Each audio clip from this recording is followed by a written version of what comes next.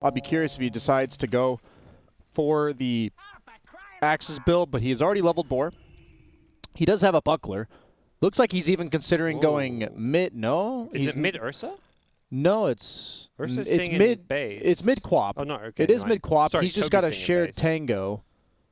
Huh. So yeah, he's just getting a shared Tango with his Buckler. He thinks he needs the Quelling Blade and the Buckler immediately, so he'll probably fly himself some more regen. Looks like he has a stick.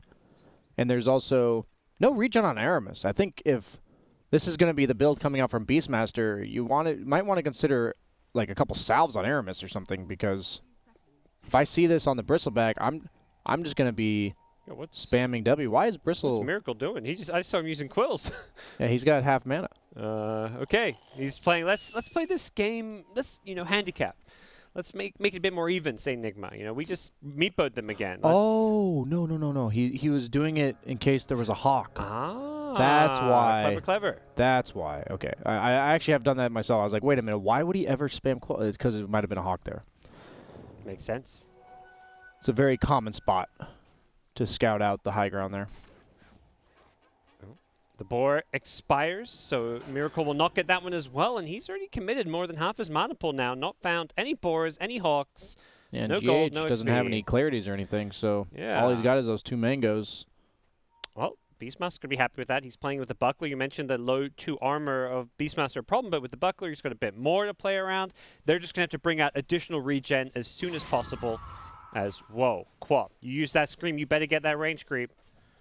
Bad start to the lane for Queen of Pain. At least he did not get it denied. That's a positive. But, yeah, Weeha should be getting the start that he wants. The lane's not ideal, but any hero that relies on their mobility and just gets netted and can't do it is pretty hard to play against Meepo in the mid game, and that's the case with the Queen of Pain, as you don't really care about the lane matchup since it's not particularly bad, and then the game matchup is real rough.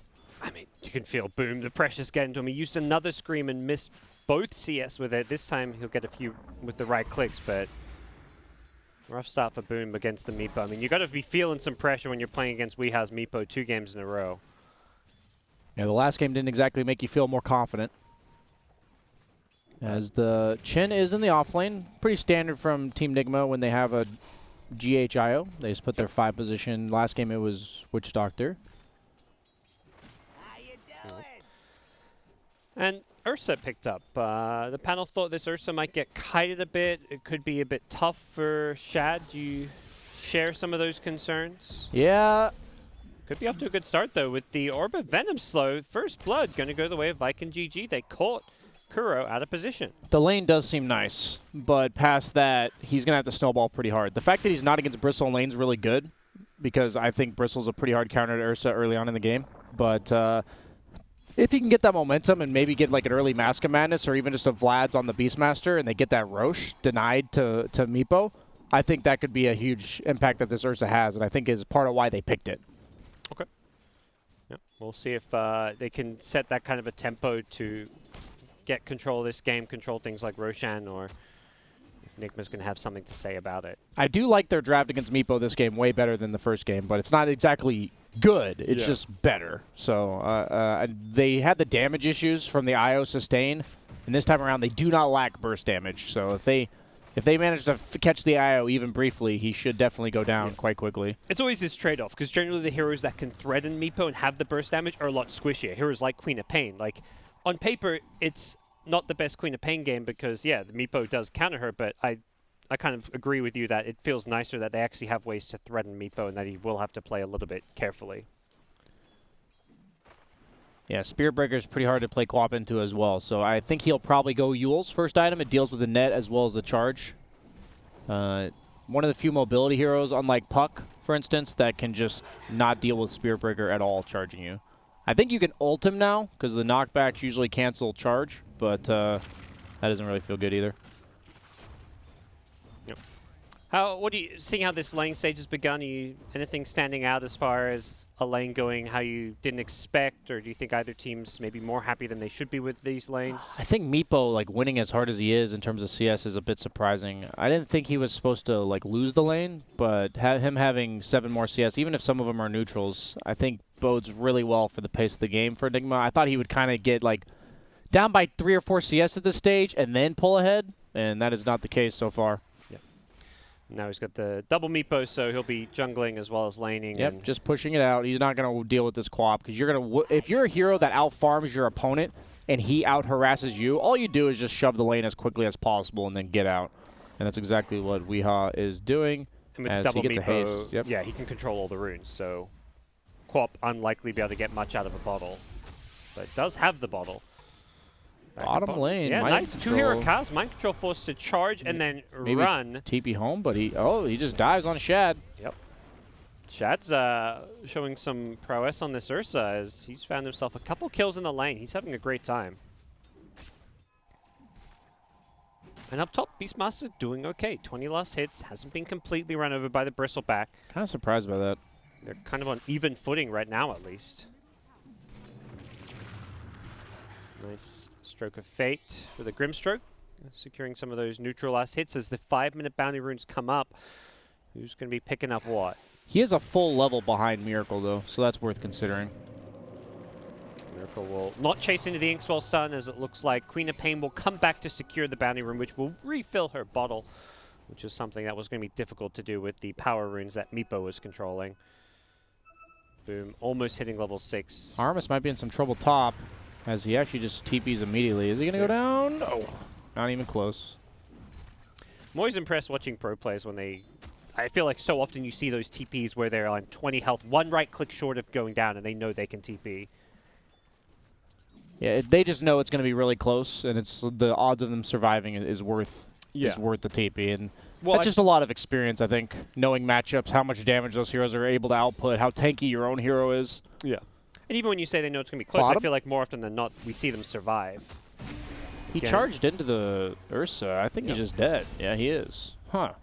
The Treads Ursa is the new build. Turns out when they nerf Overpower and they buff your other spells, you just don't level Overpower and you buy Treads. Has this been the new build as well, leveling up Earthshock, getting that second point even? Yeah, yeah. I've seen even 404. I've seen like pretty much ignoring Overpower unless it's a specific lane matchup where maybe you have more mana to spam.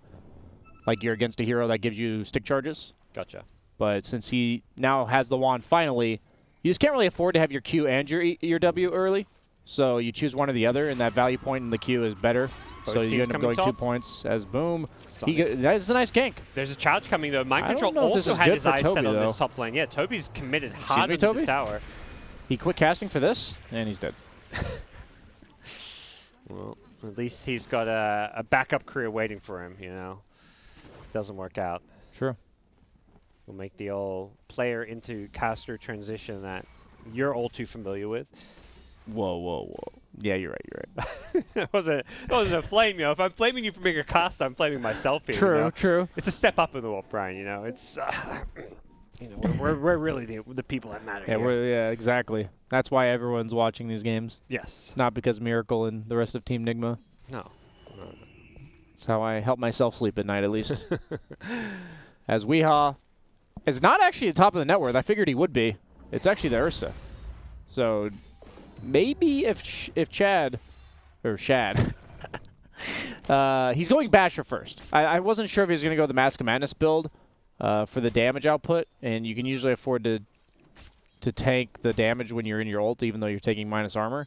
But it looks like they're just going to prioritize what looks like a medallion on the Beastmaster as opposed to the Vlad's first. Huh. So they're really focusing on the single target damage. That's what they're really emphasizing with this draft. Not I thought the Vlad's for the Roche potential was going to be what they tried to punish this timing where the Spear Breaker's not all that strong. You have Chen Io supports. They don't really do anything super early. And Meepo doesn't really want to fight yet, but they seem content with the pace of the game on Viking. I don't know if that's correct. See how it plays out.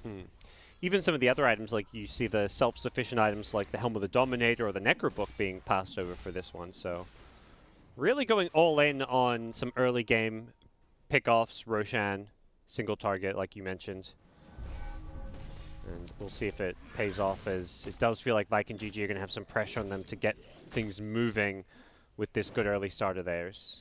Yeah, I really do think the way they punish the Meepo this specific game is the Roche. I don't think Queen of Pain Ursa, even though you have a Beastmaster, is ideally going to be able to push. Bristleback's kind of going to just be a wall in front of towers. So with that in mind, I think you need to force Nigma to fight you away from their towers, and Roche is really the only way you can do that. as Beastmaster forced to TP to his own tier 2 because he sees the Meepo illusion. So this Meepo illusion has forced a Queen of Pain to blink cowardly backwards in the mid lane and has forced Beastmaster to TP back from lane. So extra value from Weehaw Micro there, as he's already busy with a bunch of Meepos, and then well, 2 Meepos, and third unit. I usually can only count up to 2 maximum when I'm controlling units, and he's already doing that. And the other one he's left in the fountain, which can be a poof target. Oh, yes. So, not that he needs it to be. It allows you to farm probably much more aggressively, since you know you can get out of anything as long as you have a time to channel a poof. As Shad, he's looking to go. Mind Control's only level 4 on this offlane Spirit Breaker, and he has that status resistance, but I don't think that really matters, as he does go down. Mithril Hammer coming out for Shad as he does commit for the Basher. Yeah, this Ursa's given them a really nice target to put this Inkswell on as well. Something I feel like their first 4 heroes kind of you were mentioning it off camera. I wasn't a big fan of Queen of Pain because you don't really want to blink in aggressively against a Meepo. You're very likely just going to feed away your life. But Ursa's a hero that will be happy to run in aggressively with an Inkswell. Yeah, Boom is going to go rush for that Yule Scepter, and even though it's going to be probably 14 to 15 minutes in that he gets it, it feels pretty good when you're top 3 net worths on Queen of Pain and you only have 1 item you need to be survivable. I don't think he has to survive for very long because of the immense amount of damage that his team has. As long as he buys that extra couple seconds, it will have a lasting impact in these fights if he can just draw attention away from himself, even just briefly. As Toby has elected to go back for the Vlads after the completion of the medallion. All about the physical damage mitigation when you're dealing with Meepo Bristle. Spirit Breaker's effectively a utility hero from the offlane, so you don't need to itemize against him other than maybe living, which in the case of Queen of Pain. You just have to itemize for the physical damage coming out from the other 2 cores. And Chin Io, they're not going to do damage. So absolutely no reason to build anything like a pipe, anything like that this game. I mean, as you're watching this game play out so far, is it feeling like Nigma's draft maybe has some holes as far as not having any of that mixed damage? There is no magic damage. Last game they had the big team fight around the Meepo. I feel like even that doesn't exist this game. Absolutely. We were definitely in favor of Nigma's draft. We couldn't believe that Viking GG gave them Meepo, but maybe they were just fully aware of, like, these are the tools that are needed to make Meepo successful, and having the Marsh stun setup and all that team fight was really nice, but having a Bristle Meepo seems a bit awkward. And so far, that seems to be the case as they relocate bottom. There's a 5-man rotation to try bring down Shad. It's a really huge kill if they can get it. There's going to be a return Soulbind trying to turn this one around. The Ursa goes in with the Inkswell Stun. He wants to get the Bristle back. They're going to change target to the Io. And Shad with the Inkswell going to get some help from a Sonic Wave. And they are just turning this one around on Nigma. They may have lost their Grimstroke, but they are losing their supports. And Viking GG quickly realizing they cannot deal with the Weehaw Meepo that's come in and cleaned up with a triple kill. He's already blanked 2 seconds. A 4th boom, finished off Miracle. Oh no, got the first net, got the second net, and there's a 3rd if needed. Have they got the kill? Perfectly played by Weehaw. Wow, that was a pleasure to watch, even though it probably seems pretty easy for a veteran Meepo player like him. But let me tell you, if you're behind, especially this early, the only play you can usually make is the opponent's safe lane. Even if the hero seems hard to kill, it's the best option. These teams usually go for it, and we were doubting their ability to do anything here, and somehow Nigma, one of the best teams, once again, at just being able to take fights when I don't think they should be able to. Their team fight is amazing, and this is not a team fight draft. At all. I know for a fact last game when Viking was roshing, they didn't expect to get contested effectively. In this game, they did not Shad did not expect himself to be like a liability in the bottom lane. As he walks up this high ground, no Spear Breaker ult, though. There's an Inkswell, and he's going to keep running in. Shad is going to say, I'm pretty sure I have the advantage here, and takes out Mind Control with ease. Gets the slow. Yep. Should be a kill on Kuro as well. Gets the bash, not that it was needed, and a quick, easy double kill for Viking GG. The Spear Breaker is basically a 3rd support at this point. Yes, it's starting to feel that way. Miracle charging in. Needs to be careful. There's a Maledict on him, and I don't think he's going to survive this one. That's one way to survive it. Are they going to fight this one? He's definitely going to survive They're this one. They're TPing. There's a lot of spells on Colin. Yeah, they're not going to. You're going to take so much damage from just Quills, and then at that point the Meepo come in. Wow, GH, what a play. That's why they love their IO, it looks like. As suddenly that's going to turn into a mid-tier 1 almost certainly because of the fact that Witch Doctor ult as well as Queen of Pain ult are both on cooldown. Yeah. Big cooldowns to play around for the Viking GG side. Is Miracle gonna turn his back and shrug off some tower shots and threaten to charge forward? Be a little bit careful here, Shad. He doesn't charge through the Ursa. Yeah, Shad's got him on the front. He bashed him up and then just turned in front. Now going to bash on the Spirit Breaker. He couldn't get the Nether Strike off. He's been silenced as well by the Grimstroke. Meepo in trouble. Poof out. He almost got silenced. He would have died if he got silenced there too, because he Ghost Sceptered. Okay. Not bad. Viking GG. After that bottom fight, they've managed to win a couple small clashes in a row. Yeah, I fear for the control on this Ursa, or the lack thereof. Queen of Pain is going to have the Yules, so he's really hard to bring down now. At least when the team's around. You can obviously net it when he comes back down, but in the middle of the fight, there's enough disruption from the Roar, the Grimstroke, even the cast can be super annoying. That's a big kill. Oh my god, wait, what? We had just found him alone. He had 3-second cooldown on his ult. And, Uh-oh. And trying to de-ward is Celery, who's going to get charged, relocated upon, and Weeha is on a mega kill streak. So everything else in this game seemed to be going well. They were addressing the Bristleback. Mind Control's having a rough one, but the one hero who went unaddressed was the Meepo, and it turns out Weeha is pretty damn good on this hero. They're going to run into Roche with that Bristleback minus armor, obviously the Meepo, and they want to contest. Ursa's coming up in 2 seconds, but is it going to be fast enough? Queen of Pain, ulti's coming off cooldown. Quick. Witch Doctor's still dead. dead. They see it with the Hawk. The Quills didn't quite kill it. Okay, they've killed him now. Can they time this? Shad goes in, perhaps a bit too early, but with the Sonic Wave, they're going to kill the Meepo, and they're going to snatch the Aegis. Perfect play from Viking GG. They have punished Nigma, and they will make them pay as they get follow-up kills on the Spirit Breaker, and now the Chen of Kuro. Triple kill for Shad. Nigma getting a bit too greedy, going for the Roshan. We saw the reverse in the last game, right? And this is exactly the teeter-totter that bounces in favor of Viking GG this time around, that comes with the Meepo's Roche potential, right? If Meepo gets Roche, suddenly you're sinking real fast. But if Meepo gets denied like this, it can almost look hopeless for the Meepo lineup about 2-3 minutes from now. So I know Team Nigma is probably going to have a sense of urgency, even though they don't have the Aegis. And GH getting gone on bottom, might even be going down before his team's able to help, but Miracle, he's TPing in. Might run after Toby. Toby does not have Roar. GH still being chased by Shad. Does get the relocate out before Shad catches him with the bash. And now Shad, he's being ensnared up. Meepo's trying to kill the Ursa, but Meepo's dying for this one. The Enrage comes out. The micro. Yeah, Nigma. Meepo going to get the kill on Celery in the back. The Ursa going to get healed up as well. E-Blade saves Weeha. Now he's going to turn target. Wow. Finds the Beastmaster instead, and perfect micro. That was sick to watch from Weeha. He purposely brought that Meepo back in to have it get hit just to E-Blade it the second Ursa started hitting it again, and wow.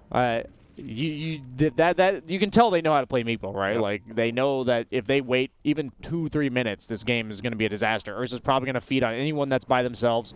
Once Ursa gets BKB, he's going to be a complete monster in these fights. And that timing being delayed is also hugely in their favor for on the side of Team Nigma. So this is a real back-and-forth game. Queen of Pain queuing up the Ags. Meepo going for the Silver Edge. Allows him to actually man up on the Ursa, surprisingly so. It's a nice stat item. It's like a blink damage version as Miracle. Just run, dude. Gets rid of the Phantom, but GH is being jumped on the back with the Inkswell stun. Boom. Trying to bring down GH with the IO out of the fight. They can Don't run, dude. You got this. Take this one, but they can't even finish off GH. Finally, a Blink Scream will get the kill, but the Witch Doctor was the price to pay for it. As it does look like Nigma going to have to get the hell out of this one. Mind Control, has he got a charge target? He's been stunned up by the Inkswell. Charge away, nice. There's a Yules. And boom. We'll set up another kill. Mind Control, whew, it's been a rough one for him. Yeah, he's sitting in poverty mode from the offlane. Even has a Nether Shawl to make sure the Ursa hits him even harder. As, would you say that Miracle, with this Faded Brooch, that's the dream here? I think some people would say that. Yeah, as Weeha says, F this, I'm out of here. This is not the dream for Miracle as he gets chased down. I do believe that... Oh, and they lost a Vampire Fang. Oh, or wow. People's Gift, sorry. I do believe that Ursa is pretty hard countered by Bristle in the early game, like the laning stage. But in this stage in the game, when you get like 1 or 2 items on damage for Ursa and you can afford to kill them in your ultimate, and Bristle doesn't have a halberd yet, this matchup's really good for the Ursa. I'm kind of surprised he went pipe on Bristle. Yeah. They really have no magic damage other than the Cask and the Grimstroke. Scream. Yeah, Grimstroke, I guess, would be most notable for me. And at the same time, the hero that's killing all of you is the Ursa. So, odd predicament. Or this is a very rare occasion where I look at Miracle's items and I'm not sure if they're correct. Yeah. That is I imagine weird. he looks at some of his earlier deaths where Maledict was part of it, so maybe he wanted some magic resist for that, but obviously as this game progresses, we've seen, it's like you say, it's the Ursa that's the big problem. Yeah, the Halberd. I think you can afford to go maybe one item before the Halberd, but he's already got a full pipe going full Crimson before a Halberd. And if it's like if your Spearbreaker had the Halberd, that'd be different, but he's not going to get it in the next 20 minutes, so Chad should be able to have pretty free reign in these fights. As Celery, he's about to get dipped in some ranch. Mind control also on the back lines is being found out, and Is that of note? Is that a noteworthy occasion for Mind Control to be dying here? 8 and 10 so far. just another one, says Team Nigma. It's fine. Space created. Wow, these odds still favoring Nigma even more so than the start of this game. Excuse me. I'll take Viking GG, please. I'll put my non-existent mortgage on them, please. You've already lost your Hamptons. What's next? I think it's the Swiss Alps. Swiss Alps. Oh, okay. Well, it is perhaps not just poverty mode for Mind Control, but perhaps you soon too, Brian, if you're not indeed. careful. My non-existent fifth home is about to go down the gutter. As he does have the Silver Edge, though, in completion, not just the Shadow Blade for Weehaw. That extra 15 all stats is quite nice. Yeah, Meepo does love those stats, and we'll see if either team can win a team fight before this next Roche comes back, since that is going to be what they both have their eyes on. Of course, Meepo drafts always Aegis is key, but at the same time, you've got Nurse on the other side, and Nigma say, forget waiting around for Roche. We're going to make our move now. They smoke up, and they're going to send Weehaw forward with that Silver Edge, I imagine, to see what he can find. Pops it. The Hawk doesn't actually scan him. I don't know if the Radiant have detection. There's a sentry nearby further to the north. Weehaw's trying to get the backlines, it looks like. There's going to be Shad with the Inkswell on him. Who's he going to go for here? Weehaw. He's gone in with the illusions. They found the Grimstrike, but he's going to get a Soulbind off the cast, bouncing around with the Death Ward as well. Meepo's been maledicted up. Meepo in a lot of trouble. The E-Blade keeping alive. He gets healed up as well. Oh, they've turned this one. No way. Meepo is surviving. How does Nigma do this? Well, Nigma's team fight with the sustain, the heals from the Chen, the Io. They do eventually lose the Meepo.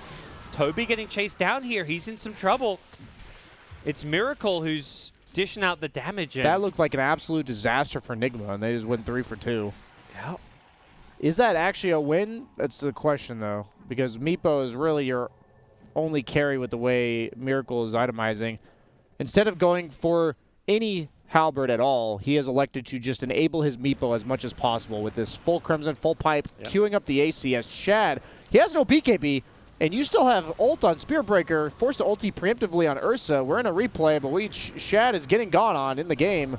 And this would be a big kill if they would get it. But yeah, but he's actually just forced to ultimate defensively on the Ursa, no BKB still, and forced a reaction from the rest of Viking GG. So as long as Miracle gets out here, I'd consider that a worthwhile play for the side of Team Nigma, because they have effectively controlled the map by doing so. Everyone on the side of Viking GG is top now. Efficiency game going to be going in favor of Nigma for the short term. Are they close to any items? Ghost Scepter being worked on by GH. That's honestly pretty important. Witch Doctor ult as well as Ursa will be a huge threat to him. Meepo is going for the sheep. Not even anywhere close to that. Still #1 net worth, but I don't know if it's enough. I think it's one fight away from being very easy for Team Nigma, and maybe 2 fights away from being very easy for Viking GG in terms of a win. Yeah, like that last fight was kind of just a wash, and this next Roche is going to be huge, as it's going to be starting to spawn in the next 30 seconds for both teams. That window of opportunity as Viking. They make their move. Here we go. It's Kuro's Chen. Shad goes charging in. They see him, and no buyback. Yep. Corp drops the ultimate, but that's with he reloads an Aghanim Scepter. Oh, the first hit bash. Yeah. No. Io does have buyback. Importantly, Roche has not respawned just yet. So they may have got these 2 support kills, but Blink looking for the bristle. If he'd found him with a Yule Scepter catch, that would have been able to cancel the TP. Okay, he's going halberd. He's like, never mind. Yeah. He's realizing what the real problem is. Yeah. But, okay, Roche is back Wow, now. it's an insta Roche spawn. Like, actually, in the first 30 seconds, both teams aren't even checking it yet. So that at least means Nigma will have a chance to contest That's it. a huge slip-up from Viking GG. I think you need to be incredibly aware of this Roche timer, the most pivotal objective on the entire map. It's just like you say, it's so rare that it does respawn in the first 5-10 seconds. But you, like... If it does, then there's... You have a Hawk. Like, you have a free way to scout this. You have couriers that could easily be sitting in that pit. Yep. And they're going to see it now. Yeah, they see it. But all of Nigma back alive. Miracle Yeah, that small window of opportunity has passed. Pretty big error there. If they end up losing this game, I would probably attribute it to that, to be honest with you. Amongst everything else that's gone right or wrong in this game, that's a huge oversight. As looks like they're trying to catch Aramis here. I don't know if this is a good chase. What's he going to do? He turns with the Soulbind, catches that too, Double gets the roar? double silence off, but they baited out the Soulbind now, so this That's is... good. Yeah, okay, if you're Nigma, you're like, that's what we're going for. We didn't really want to hard commit into this fight. As It's a bit of lag. Oh. Bit of a spike. Miracle spamming W, I assume. It's just broken the game, broken the server. Oh, whoa, whoa, whoa. Looks like the players are not lagging, Okay, so yeah, they're that's just where they playing. would definitely pause. As Weehaw, in the meantime, is just farming bottom, but he actually gets his Meepo caught in the mid lane as he's going to try to poof. Oh, my God. As the cast Butt clinched. And let's watch this cast follow him all the way here. Doink. Which one is it? Catapult. Doink. And the Shadow Doink. Strike. Doink. Okay. Value. Even stall the catapult push. Shad's looking. He's got the Abyssal Blade, M-Claw, plus the Ink Swell. GH does have the Ghost Scepter if he wants to buy it out. He might be prioritizing buyback over anything else, as around a Roche Miracle fight, might be the good old walk-up, turnaround strat. Yep. Just in case he gets roared. Oh, Celery. Yeah, they've charged in. Weehaw going to go poof his way in. One Celery, but Celery gets him in that death move with the Sonic Wave and the Maledict damage. They've got the Weehaw kill, insta buyback. They want to make sure they can contest this one with Roche back alive. It's just so important. Shadow's going to bash off Mind Control, and Spirit Breaker unable to get off his spells. He's going to instantly buy back. Look to charge his way in. Kuro, he's managed to pull in one. It's Weehaw's Meepo that's been brought back to the fight. Shadow's going to try TP out with the BKB. It's going to be close. He does do so. They're going to run straight into Roche. They've got to get Roche. If they don't, this is a disaster for Nigma. Oh. They're going for the kills first. Beastmaster doesn't get Nether Strike because of the Queen of Pain Yules. Miracle's charging in forward. Weeha's just going for Roshan, so the rest of Nigma creating space while they secure the Aegis. Meepo needs that Aegis to take this fight. Cass going to bounce around with another Sonic Wave. It actually came into play, the knockback. Yep, pushes them away. Meepo's here. Meepo coming back into this one. Didn't go for the Roshan in the end. And Crimson's before his Meepos get in.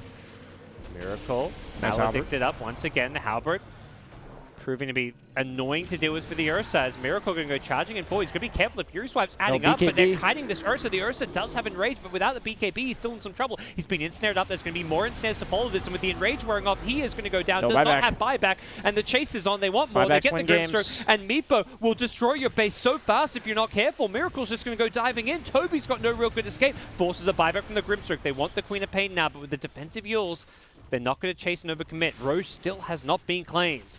Nigma have got to be thinking, if we can't get Rax here, we sure as hell better get Aegis. Wow. Buyback wins games, and it was Dire using, I believe, what, 2-3 buybacks that fight? The main difference I see between Tier 2 teams and Tier 1 teams, like Team Nigma, is their ability to just comprehend the win condition. Like, it looked so hopeless for them to win that fight. They lost all the heroes that had buyback, and everyone just insta-bought back. Like, they just knew exactly what they had to do to get this Roche, and they... Like, just imagine from Viking GG's perspective, it seems like so much has gone right for them. They've made a lot of good plays. They've killed the Meepo. They took the first Roche, and in a lot of situations, this would just be GG, but Team Nigma has just clawed their way back time and time again, taking over map control, 4K net worth lead, cheese on the IO, so basically cheese on everyone. Got an update from some of the other matches. 4 best-of-3s going on right now, and OG have managed to defeat Gambit Esports 2-0.